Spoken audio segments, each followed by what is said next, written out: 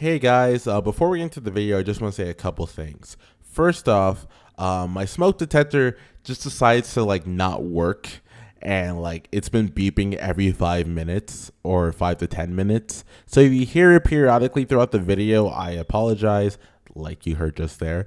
I try to cut it out as much as possible, but I couldn't get everything, so you might just have to deal until next time. On top of this video does contain minor spoilers for BECK Mongolian Chop Squad. I try to not mention any of the major plot twists and turns, but I do mention some things here and there, so hopefully that doesn't deter you from watching the show in general.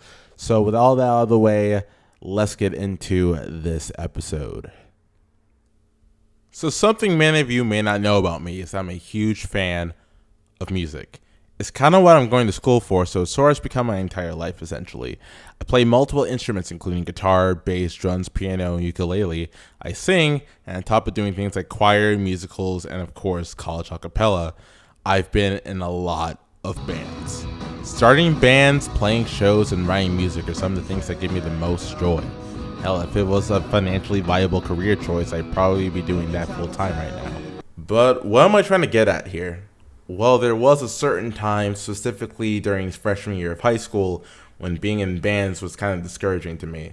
The one I was currently in was kind of going down south, and they made it kind of clear that they didn't think I was all that good. Now, granted, this wasn't where I musically peaked, but it didn't make the sentiment hurt any less. It was really dumb that I thought this in retrospect, but I honestly was considering quitting music at that point. That was until I stumbled upon a little-known anime that reminded me how amazing music is and why I continue to play it in bands to this very day and do all the things I do involving music. And that show is called BECK Mongolian Chop Squad.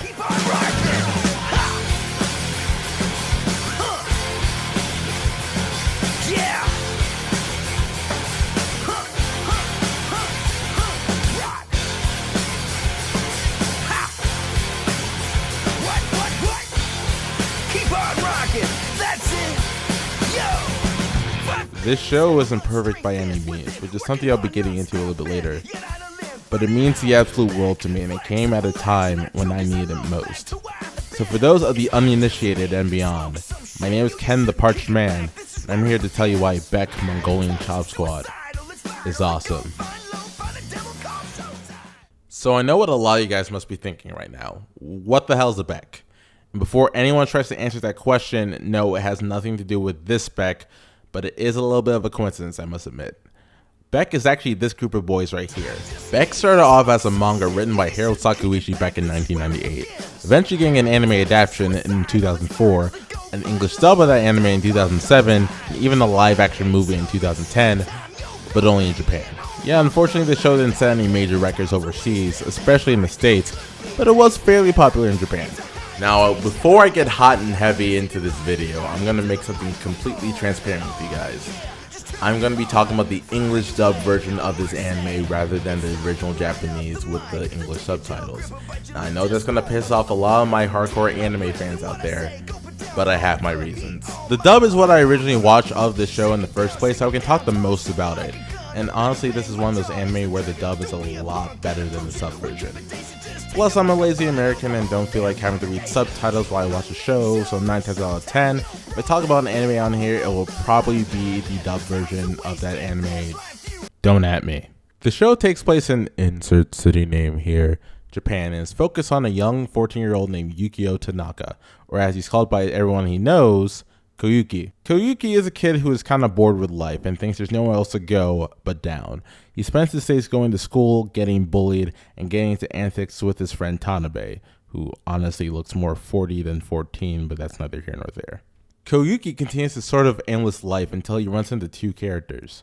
One of his old childhood friends, Izumi, and the other one being the person that will pretty much change his entire life, Ryusuke Minami, after saving his dog named BECK. They have an admittedly little awkward conversation, but later on when Koyuki and Izumi are having a run-in with a couple of street thugs, Ryusuke, somewhat conveniently, comes in to stand up for them and promptly gets his ass kicked, which happens a lot. Be that as it may though, Koyuki does take this action to heart and starts to look up to the guy, eventually also learning that he's in a band called Serial Mama, and they have a show coming up soon.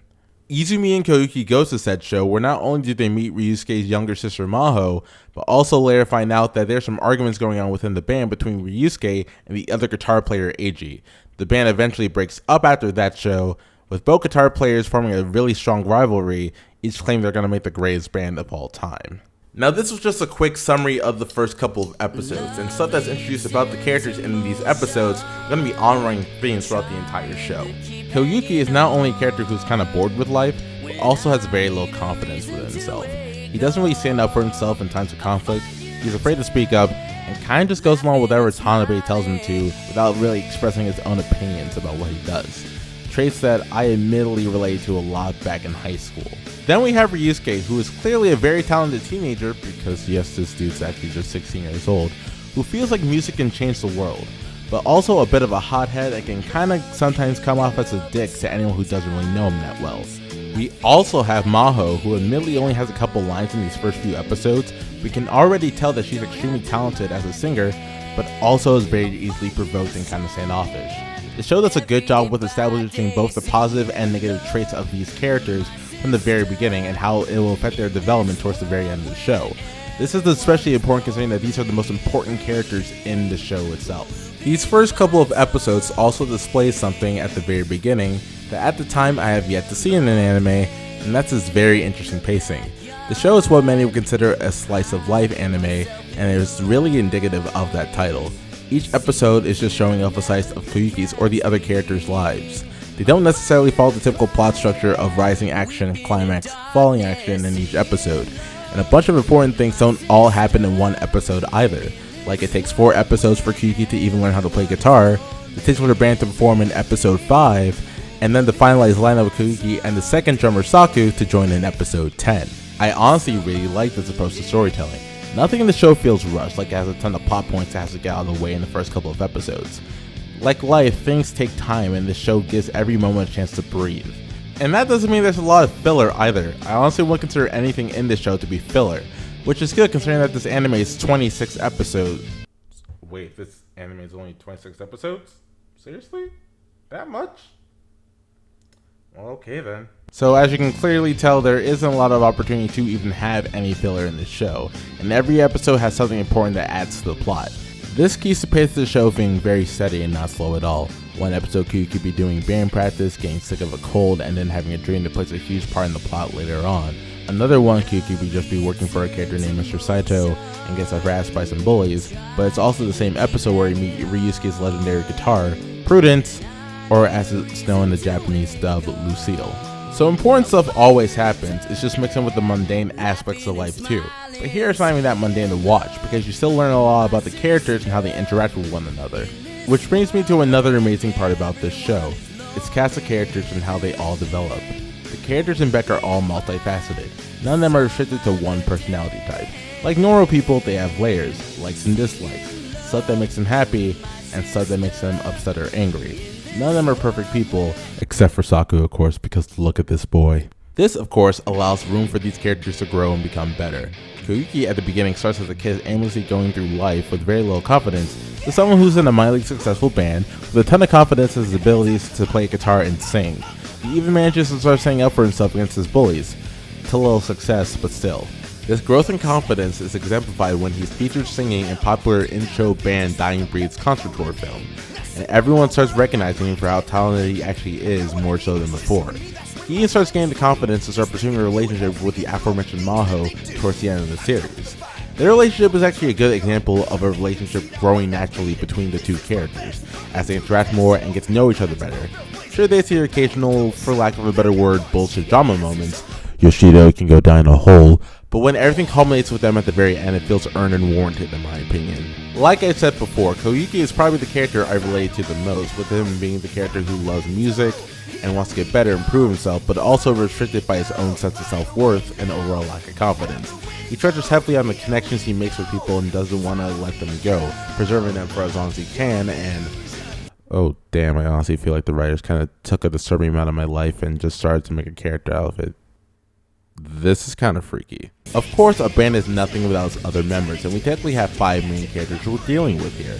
Aside from Koyuki, who performs rhythm guitar and sings on the slower songs, we have the aforementioned Ryusuke on lead guitar, Chiba on lead vocals for the majority of the songs, Taira on bass, and Saku on drums. Each of the members brings something to the table, not only with their instruments but also their personalities.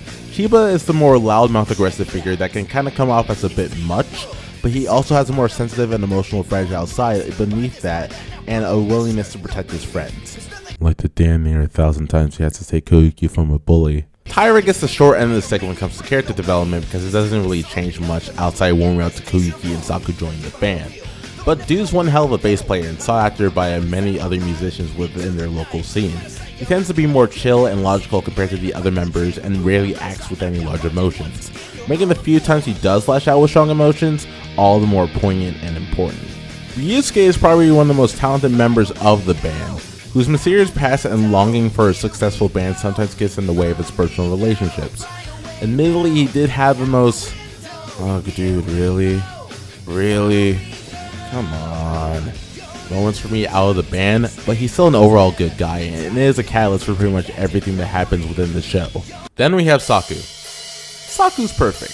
He gets introduced the latest in the series compared to the others, so he doesn't really have a lot of character development either, but his personality always shines through to me. He's extremely friendly and talented, with a serious case of Brock eye syndrome I may add, but also stands up for himself and his friends if need be, not being afraid to throw a punch anytime someone messes with Koyuki. And as a side note, I absolutely love the friendship between Saku and Koyuki. You can generally tell that these guys care about each other and want to see each other succeed. The scene where they're having their last hangout before Saku moves is honestly extremely heartwarming and wholesome to me, especially since Koyuki didn't have any sort of genuine friendships before this. But there's something about him that seems a little familiar, like I can't quite put my finger on it. Yuji Sakurai, Class 9B. It's morphin' time! Mastodon! The joke's over, bone brain! So, Tanaka, do you play any instruments? Everyone just stay where you are. Stay still and don't move. Oh my gosh, Ichigo and the Black Power Ranger are the drummer for BECK? I never thought I'd be saying that sentence ever in my entire life, but that's pretty fucking awesome. And that's just the band. The show still has a lot of other characters that add to the plot and are enjoyable to watch and grow throughout the series. Except for Yoshido, who can go fuck right off. But of course, this is a music-based anime, so we have to talk about the music. And, well...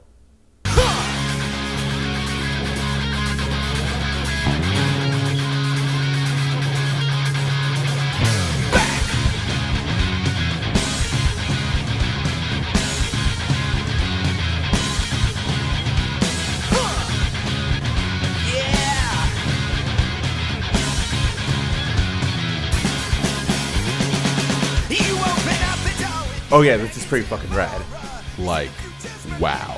Props to every single person who was involved in the composition and performance of each of these songs. There seriously isn't a bad one in the bunch, and it's such a wide variety of music within the genre of rock that really just elevates the soundtrack tenfold. BECK themselves are kind of a punkish, rap rockish alternative type of band who lends themselves to more songs that can range from rap rock inspired tracks like Spice of Life that sound a lot like Rage Against the Machine meets early Red Hot Chili Peppers. Punk jams like Brainstorm that reminds me heavily of Green Day and even the Descendants, or even slower alt rock jams like Face or Slip Out that honestly give me early Oasis vibes. When creating BECK, a lot of characters and playstyles were based off of real life musicians like Flea, Zach De La Rocha, Jimmy Page, Tom Morello, and plenty of others. There's such attention to detail to the music here that's kind of insane. Even outside the BECK tracks, there's still a lot of good music here. Like, I know they're kind of the rival band in this show, but Belle M's Lost Melody still sounds like a jam straight out of an anime opening, which is kind of ironic. And I can always get down with the opening theme, Hit in the USA, by real life band The Crusaders, which honestly just makes BECK's opening one of the best anime openings I've ever seen, period. Another interesting thing about the show is how some of its strongest moments are conveyed through the music. Moments like during the Grateful Sound Festival when Koyuki just starts playing a rendition of the Beatles' I Got a Feeling, with the rest of the band slowly coming up one by one to add to the song, until it goes from an acoustic song to a full-out rock jam. A moment I've always wanted to see a band do live, to be completely honest. or the time when Koyuki sings for the band for the very first time and everyone just sits there in awe at how amazing he is, leading to one of Chiba's best lines. Holy fucking shit. But the greatest moment in the series for me happens in episode 5. In this episode, Koyuki enters a music competition at a local festival with his guitar and swim instructor, Mr. Kenichi Saito, and his old band from his younger years. Everything's going fine until the day of the competition arrives and the original singer drinks himself into submission. Luckily, Maho is there and offers to sing along with Koyuki, eventually helping out on vocals. It's a cute scene and a fun song and all, but not exactly what I'm talking about here. After the competition, through some odd bet they made with Mr. Saito, the two had to go skinny dipping in a nearby pool. Maho starts to sing a song called Moon on the Water by in-show band Dying Breed, a song that the two had previously bonded over. Koyuki eventually joins in the song with some instrumentals, and the performance of the song is just so goddamn beautiful. I especially love it that they never really showed the two singing, just elements of the environment around them to set the mood, along with the actual moon on the water. It's such an amazing moment that kind of showed that this show is more than just a music anime, but something truly beautiful. Big ups to Greg Ayers and Marina Palencia, who play Koyuki and Maho respectively, on their wonderful performances in this episode in particular, as this is what kind of got me hooked on the show fully and completely. And this moment probably would have been 100% perfect if not for the awkward and silted part of Maho singing the last bit of the song towards the very end. And while I hate to do this, it's time we talk about the negative aspects of the show. Now, before I get into this, I want to make it abundantly clear, I still highly recommend you check out this show. I wouldn't be making this video if I didn't. But I also feel like it'll be a little irresponsible of me if I didn't also talk about the bad aspects of the show so you know what you're getting into. So with that being said, let's get to the elephant in the room. BECK suffers from what I like to call 80s cartoon syndrome. And I know that's probably a little confusing considering the fact that this is not a cartoon from the 80s, but let me explain this a little bit. So let's talk about the original 80s Teenage Mutant Ninja Turtles cartoon, because I'm really good at transitions. So the show's opening sequence is super well animated. You have all the turtles flying around doing super cool ninja moves, images of various villains and scenarios the team will be facing. It's just the pinnacle of 80s action cartoons, and I love it. And then we get to the actual show, and sweet baby Jesus, what the hell happened? Everything is a lot more stilted and way less fluid, especially during scenes where it's just talking and no fighting is occurring. It just looks kind of awkward. Now let's shift over to BECK. The animation in this intro is honestly pretty top notch, showing various parts of America, coupled with the fact that the ongoing goal in the show is to be able to tour and perform in America. Parts of the band singing the theme song, and there's not a single dull moment in this animation where the characters just aren't moving. It's just all kinds of awesome. Then we get to the actual show, and sweet baby Jesus, what the hell happened? Now, this is a fairly extreme example of the show's animation, and sometimes it can be pretty good. But if you couldn't already tell from the B-roll footage I've been showing throughout this video, the show doesn't really have the highest animation budget, and this isn't really helped by the fact that this was also made in 2004. On top of this, you can tell that a good chunk of the animation budget was spent on the CGI instrument playing scenes, which probably looked really cool at the time and still look a little bit cool, but also a little bit dated. Not terrible, just dated. This isn't the biggest attraction from the show. In fact, I feel like the lackluster animation gives it a little bit of a charm. But if you can only stand to watch extremely fluid animation, then this might be a little bit of a problem for you. Also, another thing, a lot of the characters in this show are kind of assholes. Like, if you're not in the band or a prior friend of the band, you're essentially a garbage human being till the very end. And nowhere else is this more apparent than the character of Yoshido. Yoshido, if I haven't made it already clear, is not awesome. In fact, he is quite awful. He is introduced as Maho's classmate, who is also a famous soap opera actor. It's made very clear from the beginning that he has the hots for Maho and will do anything in his power to prevent Koyuki from ever getting a chance with her, or even just embarrassing him just because he can. Now, Koyuki at this point has had a lot of bullies, many of which have changed for the better. But no, not Yoshido. He's a dick at the very beginning and a dick at the very end with no development in sight. What kind of pisses me off about this is that he also really doesn't add anything to the plot. Like, he eventually, during the Grateful Sound Music Festival, is asked to sing with Beck's rival band Bel Am. Even though they have a singer already with no prior connection to Yoshido before this, it just all seems a little bit contrived and adding unnecessary drama to a already, without giving away any spoilers, a very tension-filled moment within the show. Especially as expounded upon with the scene where he makes a bet with Koyuki, pretty much saying, and I quote, "Hey Koyuki, if Maho comes to your show, I can never talk to her ever again, but if she comes to my show, you can never talk to her ever again." I am so unnecessarily evil. Fuck. Yeah, in a show with a ton of well done plot lines, this has to be the weakest and most contrived. But the saddest aspect about the show has to be the ending. It's not a bad ending by any means, and in fact wraps up a lot of the plot points previously established in the show. Unfortunately, it is a tad bit on the rush side, and this is because the show ended a lot sooner than where the manga did. The manga continued the story in a fairly interesting way, while the anime actually only covers about 1/3 of the plot, which is a little insane. I couldn't find any official statements as to why this happened, but it was probably just another victim of the anime industry. Some manga titles are able to get full anime releases from beginning to end, but others, depending on popularity, don't get that treatment, and BECK just so happens to be one of them.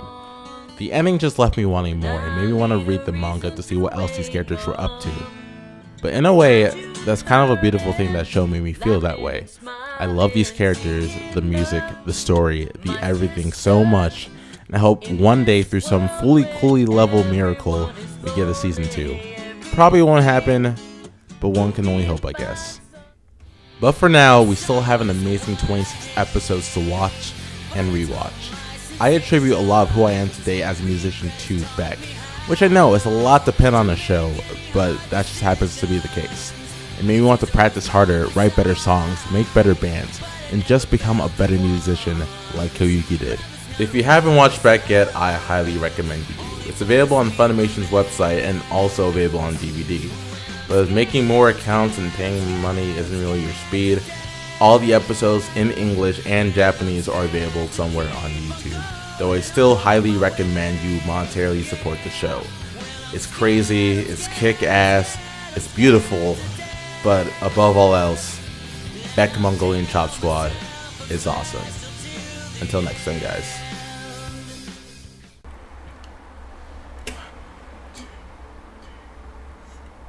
Full moon sway,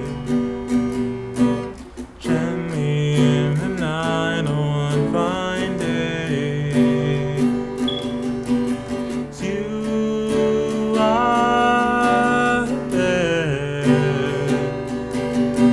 smiling in my arms for all those years. What a fool, I don't know about tomorrow, what it's like to be.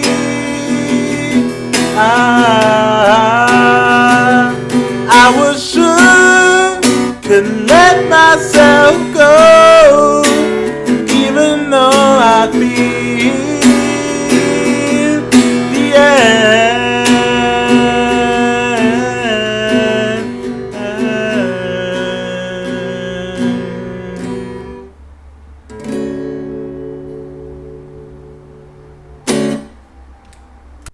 Hey guys, this is Ken the Parchman. Thanks for watching another episode of Why This Is Awesome. BECK is one of my favorite anime of all time. The fact I got to talk about for an extended period of time is pretty cool to me. If you want to watch more, I have links to my other videos on the screen right now, or you can do something even better and subscribe and also hit that notification bell to get notified anytime I post a new video of any kind. I also made a Twitter recently just so to put up updates on when I'm making videos, what my videos are going to be about, and also just to genuinely chat with people on geek shit, because that's what I like to do. It's the official Twitter of this channel, so you should go follow it if you do have that account. I will also be eventually making other social medias as his channel continues to hopefully grow. Also, sneak peek, the next episode will be on a Hayao Miyazaki movie. Which one? Well, you're just going to have to wait and see. So once again, thank you guys for watching so much. Remember to like, comment, subscribe, all that fun shit, and have an amazing rest of your day, and take care. Chiba, your noodles are getting cold. Fuck the noodles!